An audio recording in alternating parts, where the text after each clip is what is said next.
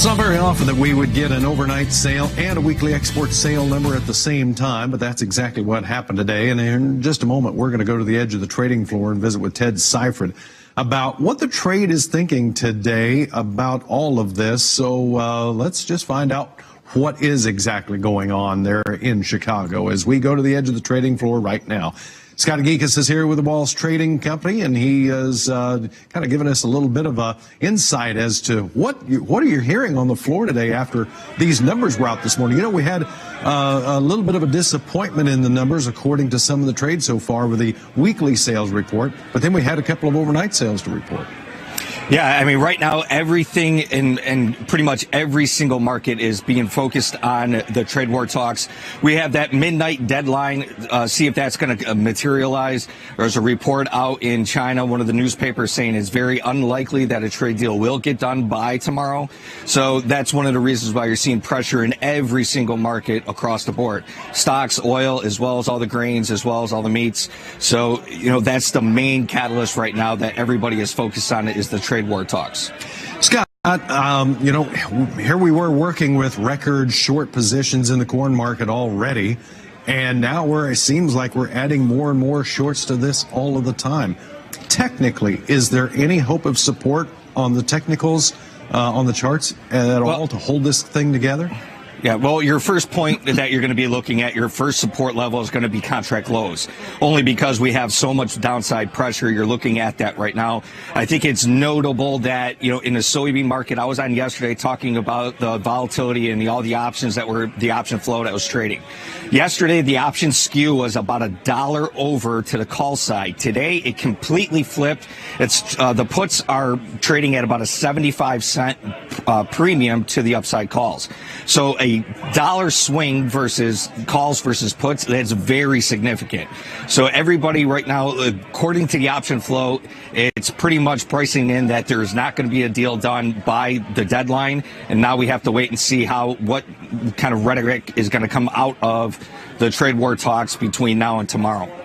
You say that that's significant. Why is that significant? What's behind that? Is it just the pessimism in the market? It's not necessarily as pessimism, but when I talk about volatility with the options and say that it's the skew is one way or the other, it's the premium that you have to pay to get either protection or take a speculative play. So yesterday you had to pay $1 over the puts to play on the upside move. With that big skew, now people are willing to pay 75 cents more for downside puts than they are for upside calls.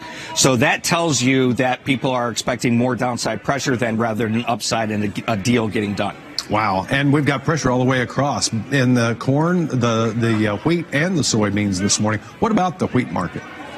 Yeah, the wheat market, it's really not too integrated into the trade war talks. The wheat market is reacting a little bit weaker just due to the weaker exports, the weaker sales.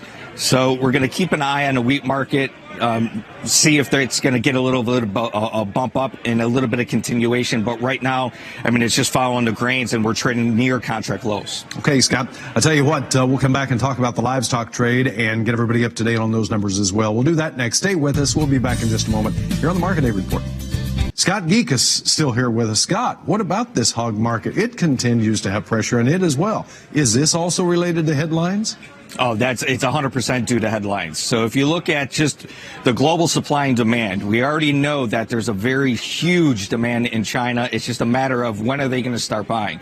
If they have any type of positive trade deal done and they remove any part of that 62% tariff on U.S. pork, you're going to see an explosive surge in exports out of the U.S. to China. So we have to wait and see what that headline is going to be. But again, it's all due to headline risk, and everybody's sitting by the computer with their finger on a button waiting for something to come by. Okay, Scott, well, that leads us to our next question then is, what if there is no trade deal? Will the Chinese still have to come to the United States to buy pork? In my opinion, they're going to have to do it no matter what. It's just a matter of how fast and how long is it going to take to get what they need. If a trade deal gets done, we expect a surge right away. If no trade deal gets done, we expect just a trickle on in here and there, and just to meet their basic needs. So what do you think? Do you think the Chinese are waiting here, gambling to see if they can maybe hold out long enough for buying pork from the United States until maybe a trade deal would get done? Or do you think that needs are going to come first and it's going to be push comes to shove? Well, honestly, I think everybody is just waiting for headlines. It doesn't matter if it's a Chinese or anybody. I mean, you're seeing a global sell-off right now. It's all due to the trade war, the negative trade war talks right now. You had positive numbers in oil, positive earnings, and oil's getting hammered. Stocks are getting hammered. This is all just due to the Trump headlines. Interesting. So what about the fundamentals? Do they matter anymore? Right now, no, definitely not. Everyone's focused on headlines, unfortunately, but that's just how the market's reacting right now. Okay, Scott, sure appreciate the insight on all this. Thank you very much. Scott Gecas, he is with Walls Trading in Chicago. Speaking of crude oil, let's look at that number right quick and see where it's coming in at here today. Scott mentioned the loss. It's June down 83 cents right now. 61.29 is where we're trading.